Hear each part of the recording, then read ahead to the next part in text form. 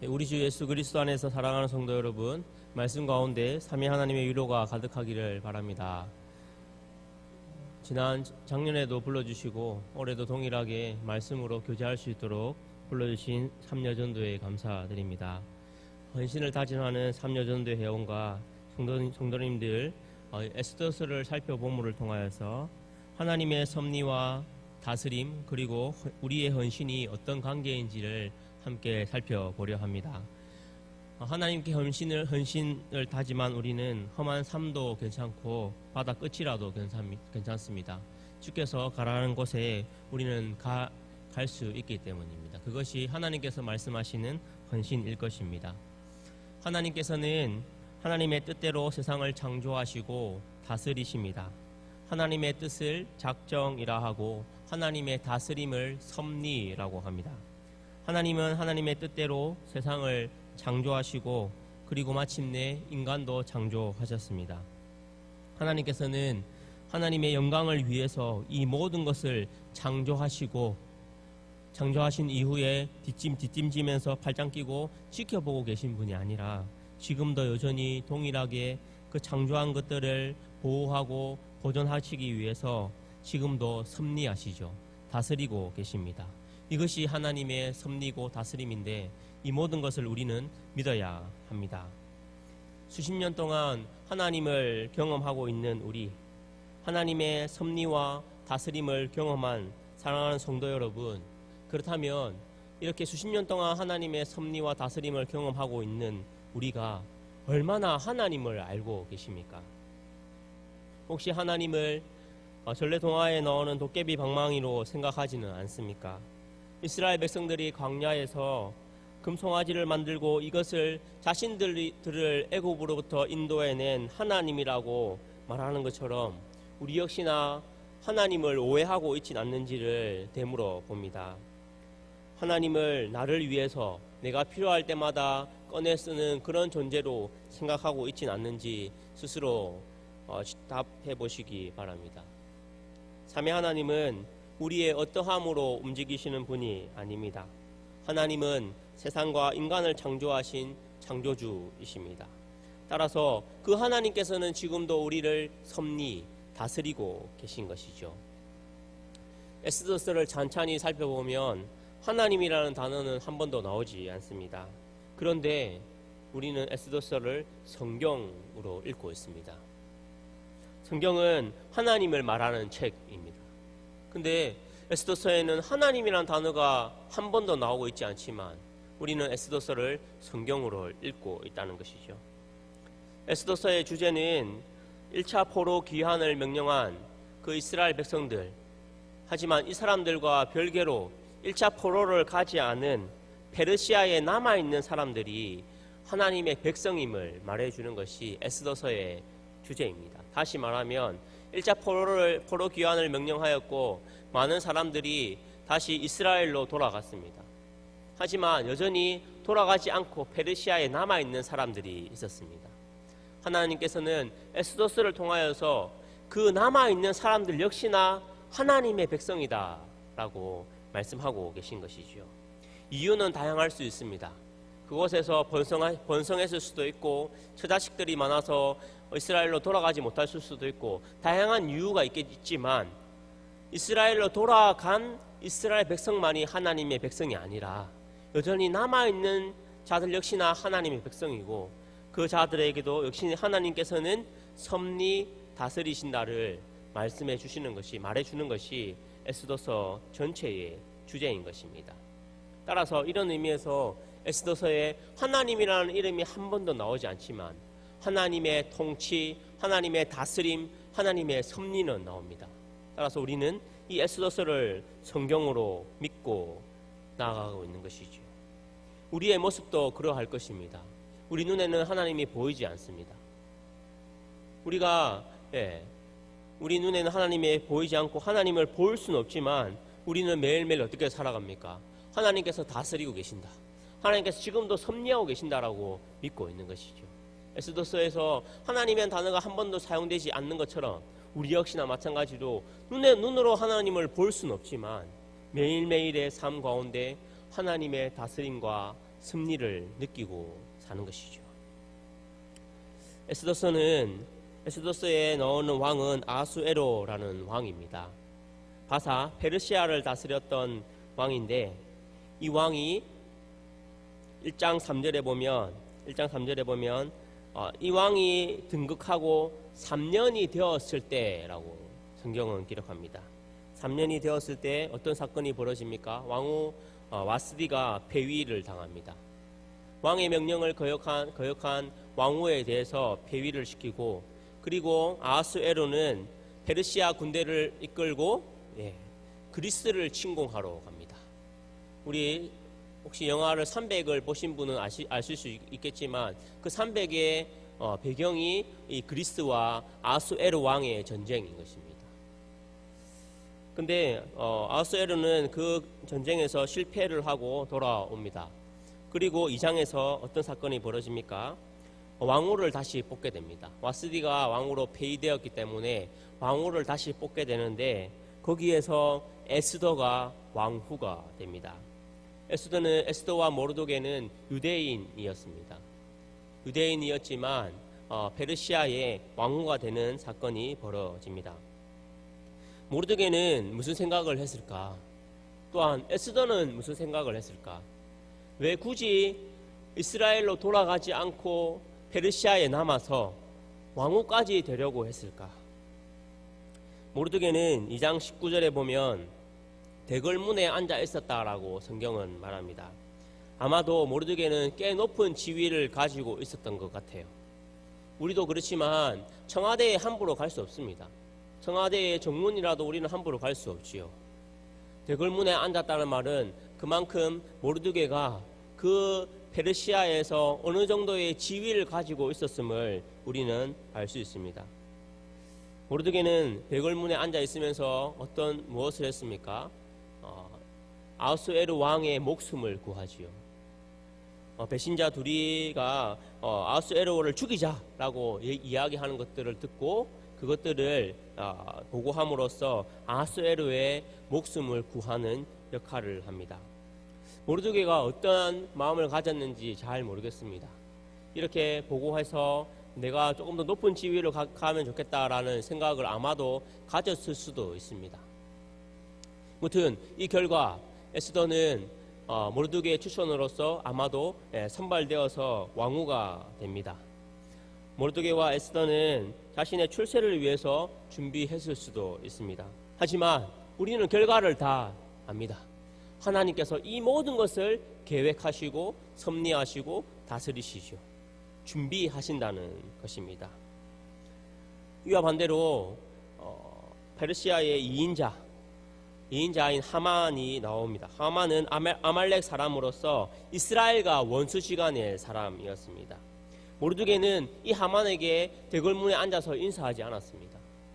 따라서 하만은 모르드게에 대해서 저 사람은 죽여야 되겠다. 어떻게 저 사람이 누구기에 2인자인 페르시아, 전 세계를 다스리는 페르시아의 2인자인 나에게 인사하지 않느냐. 그러면서 어떤 사건이 벌어집니까? 모르드게뿐만 아니라 모르드게가 유대인인 걸 알았고 유대인들을 모두 죽여야 되겠다라고 하만이 결심을 합니다. 하만은 아말렉 사람, 이방인이었기 때문에 그러면 언제 죽을 것인가? 그래서 이제 하만은 한 것이 제비를 뽑았습니다. 그 사람들도 죽이는 것까지 제비를 뽑고 그렇게 신에게 구했던 것 같습니다. 제비를 뽑다라는 단어가 부르인데 그 부르에서 나온 게 9장, 8장과 9장에 나오는 불임절이죠. 원래는 하만이 유대인들을 죽이기 위해서 만들었던 그 날, 우리는 결과를 잘 알죠. 그날에 이스라엘 백성들이 도리어 이방인들을 죽일 수 있는 그날로 바뀌었죠. 그래서 이제 이스라엘 백성들은 그날을 기억하고 지키게 됩니다. 원래는 하만이 유대인들을 죽이기 위해서 뽑았던 그 불임절을 이제는 이스라엘 백성들이 이방인들을 죽일 수 있는 그날로 전화위복이 된 것입니다. 그리스도인들의 삶이 이러하지요. 힘들고 어렵고 고난 가운데서도 주께서 도와주심을 기대하며 그렇게 삶이 역전이 되는 것입니다.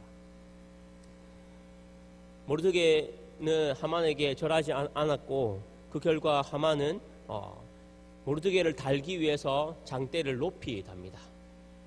근데 또한 결과를 우리는 잘 압니다. 그 높이 달린 장대에 모르드게가 달린 것이 아니라 하만 자신이 달리게 되는 것입니다. 이것이 하나님의 섭리인 것입니다. 에스더서에는 하나님의 섭리라는 단어가 한 번도 나오지 않지만 곳곳에서 하나님의 섭리를 말하는 단어는 곳곳에 나오고 있는 것입니다. 2장 1절에 그 후에라는 단어가 나옵니다. 아하스웨로가 그리스도를 침공하기를 실패하고 돌아왔을 때 어떻게 됩니까? 이제 왕후를 뽑기 위해서 그때 그 후에라는 것입니다. 그리스도 침공을 실패하고 돌아온 그 후에 왕후를 뽑을 것인데 그때 에스더가 뽑히게 됩니다. 그리고 2장 21절에서 모르드게가 대궐 문에 앉아 있을 때, 아마도 모르드게는 여러 가지 정치적인 것 때문에 대궐 문에 앉아 있었을 것인데 그 앉아 있을 때 왕을 죽이기 위해서 잡담하는 그 사람들을 보고하게 되는 것이죠. 6장 1절에 그날 밤에 왕이 잠이 오지 아니하므로 명령하여 역대 일기를 가져다가 자기 앞에서 읽히더니, 왕이 왜 잠이 오지 않았습니까? 잠이 오지 않을 수 있죠. 여러 가지 고민과 어려움 속에서 잠이 오지 않을 수도 있습니다. 근데 왕이 역대 일기를 읽었는데 왜 꼭 모르드게의 사건을 읽어야 됐겠습니까? 이 모든 것이 우연입니까? 저는 결코 그렇지 않다고 생각합니다. 하나님이라는 단어가 에스더서에는 나오지 않지만 이 모든 것이 하나님께서 지금 계획하고 계신다. 그 페르시아에 남아있는 유대인들을 향하여서 너희도 나의 백성이다를 말해주기 위해서 지금도 일하시고 계심을 우리는 알 수 있습니다. 또한 6장 4절에서 왕이 이르되 누가 뜰에 있느냐 하매 마침 하만이 자기가 세운 나무에 모르드게를 달기를 왕께 구하고자 하여 왕궁 바깥뜰에 있었다. 하만은 즐거워했습니다. 자기 집에 높이 달린 장대에 모르드게를 달 거라고 생각하니까 기뻐서 새벽에 왕에게 갔는데 그때 마침 왕이 불렀습니다. 거기 누가 없느냐? 하만은 같이요. 근데 결과는 어떻게 됩니까? 하만이 그 장대의 끝에 달리게 되는 것입니다. 이렇듯 에스더서에는 하나님의 다스림, 하나님의 섭리를 말하는 구절이 곳곳에 기록되어 있습니다. 따라서 우리는 에스더서를 성경, 하나님을 말하는 책이라고 믿고 읽고 있는 것이죠. 이것이 하나님의 섭리, 다스림입니다. 하나님의 섭리를, 하나님의 다스림을 바라보는 우리의 마음은 어때야 됩니까? 수십 년 동안 신앙생활을 하는 우리 가운데 하나님의 섭리, 하나님의 다스림을 믿고 계십니까? 섭리라는 것은 설명하기가 쉽지 않은 문제일 수 있겠지만 섭리라는 것은 물 밑에 길이 있다는 것을 믿고 걸어가는 것이라고 생각을 합니다. 그림을 한번 보겠습니다.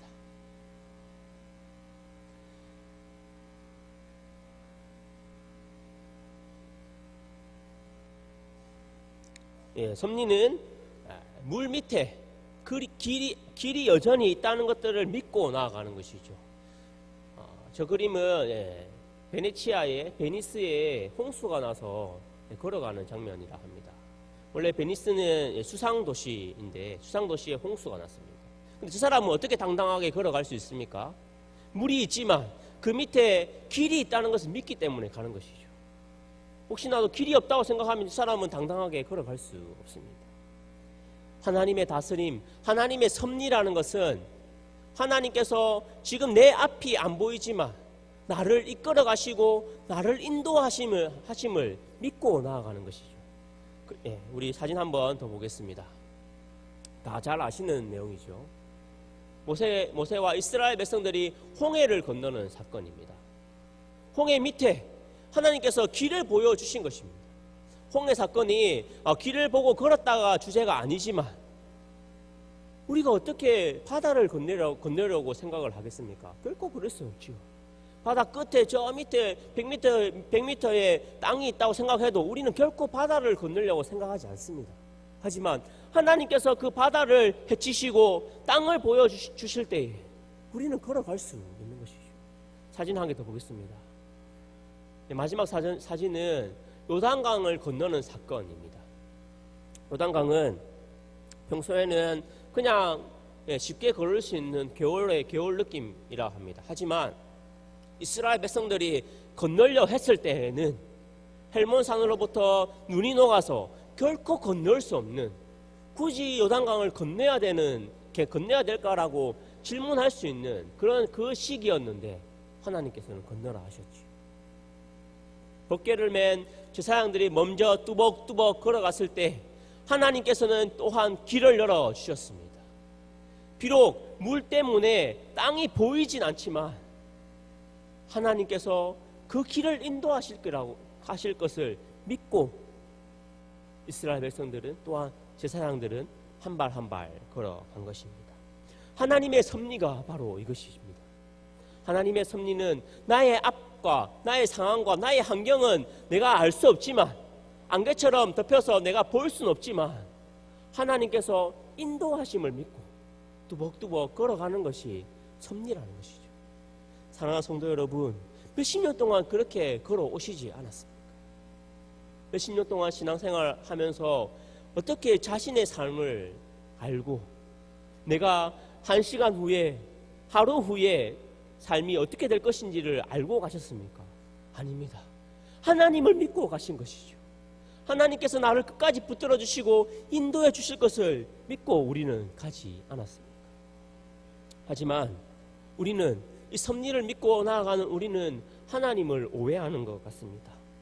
하나님을 많은 신 중에 한 신으로 생각하고 있지는 않습니까? 이스라엘 백성들이 금송아지를 만들고 이 송아지가 우리를 인도해낸 하나님이다라고 얘기했던 것처럼, 또한 이스라엘 백성들이 많은 우상을 섬기면서 이 우상들이 이스라엘로 나를 인도한, 나를 지금도 이끌어낸 하나님이다라고 오해하는 것처럼 우리는 수십 년 동안 하나님의 섭리 인도를 받으면서도 하나님을 오해하고 있지 않는지를 생각해 보십시오. 하나님은 우리를 위해 존재하시는 분이 아닙니다. 우리가 하나님을 위해서 존재할 뿐입니다.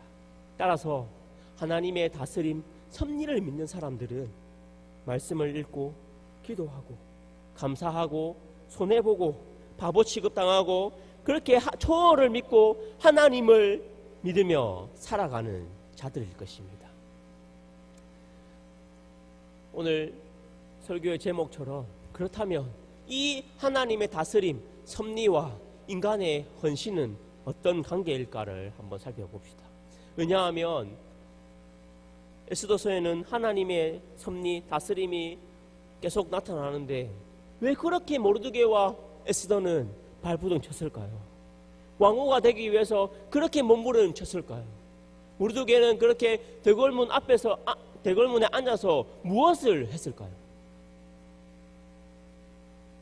하지만 하나님께서 모든 것을 다스리시고 창조하시고 섭리하시는데, 그렇지만 하나님께서는 바둥바둥거리는 모르드게와 에스더의 헌신을 사용하신 것이죠. 8장 2절에 보면 8장 2절입니다. 왕이 하만에게서 거둔 반지를 빼어 모르드게에게 준지라. 에스더가 모르드게에게 하만의 집을 관리하게 하니라. 아멘. 하만은 그 장대에 달려서 죽게 됩니다. 그 하만의 자리에 모르드게가 페르시아의 2인자로 등극하게 됩니다. 그리고 끝나는 것이 아니라 오늘 읽었던 10장에서는 그 아수에로가 번성했더라. 그 말은 무엇입니까? 그 아수에로는 왕으로 있고 모르드게는 총리로 있는데 그 총리가 다스리는 페르시아가 번성했다.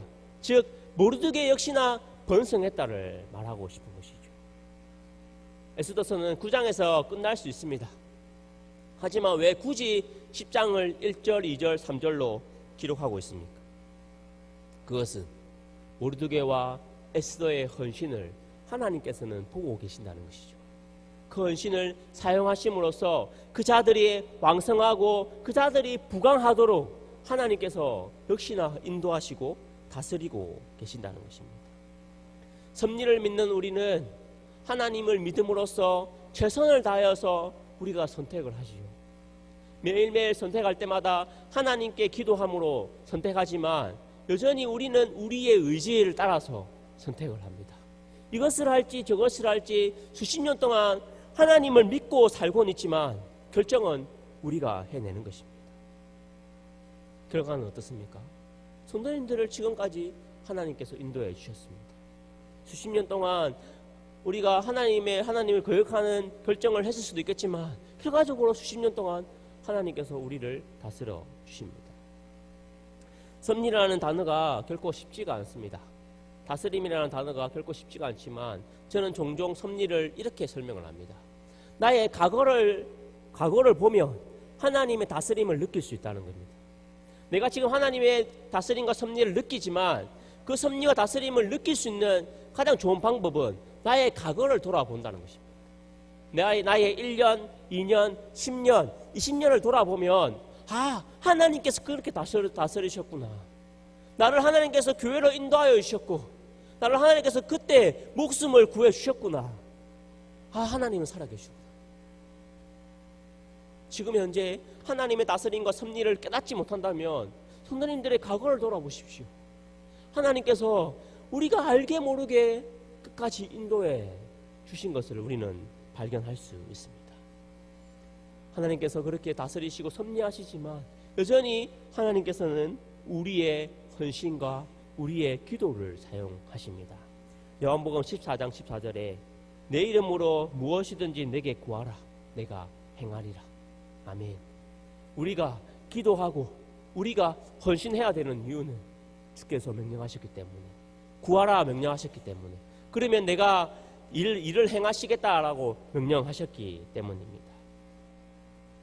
우리의 헌신과 기도를 통하여서 하나님의 섭리가 이 땅에 드러납니다. 그렇기 때문에 우리는 더욱더 헌신해야 되고 더욱더 기도해야 됩니다. 에스더 10장에서 아수에로의 부함을 굳이 얘기하는 이유는 아수에로뿐만 아니라 모르드게와 에스더 역시나 부강해졌다. 하나님께 헌신한 그 자들 역시나 하나님의 인도하심으로써 부강해졌다. 왜냐하면 하나님께서 끝까지 다스리시기 때문입니다. 하나님께서는 사람을 사용하시죠. 노아와 아브라함, 이삭, 다윗 등등 많은 사람을 성경에서 기록한 이유가 무엇입니까? 하나님의 섭리 다스림을 나타내시기 위해서 하나님은 지금도 사람을 사용하신다는 것입니다. 마태복음 25장에 보면 달란트 비유가 나옵니다. 5달란트와 2달란트와 1달란트를 그 주인이 주십니다. 어떤 근거로? 각각 그 재능대로. 이미 우리는 5달란트, 2달란트, 1달란트를 받았습니다. 우리의 재능에 따라서 이미 받았습니다. 그러면 우리는 그것을 가지고 우리가 헌신하여서 남기면 되는 것입니다. 누구는 5달란트를 받았고 2달란트를 받았고 1달란트를 받았고 대조하고 비교하지 말고 주께서 주신 것에 감사함으로, 왜냐하면 우리의 재능에 따라서 주셨다 하셨기 때문에 감사함으로 우리는 남기면 되는 것입니다. 또한 복음서에 보면은 밭의 비유가 있습니다. 길가와 가시떨기와 돌짝과 그 다음에 좋은 밭의 비유가 있습니다. 그 밭의 비유가 무엇을 말합니까? 열매가 다 다르다는 것이죠.